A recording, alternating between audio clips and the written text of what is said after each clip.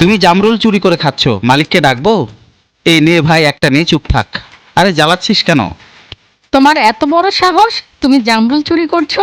দাঁড়াও, মজা দেখাচ্ছি। দেখি তুমি কত পালাতে পারো।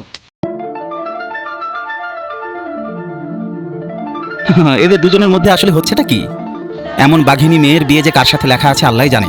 এই চোর আবার মনে মনে কি ভাবছে? বলো, জামরুলের দাম কি দিয়ে শোধ করবা? আরে বাবা, তুমি এখানে? আন্টি আসসালামু আলাইকুম। মা, তুমি একে চিনো?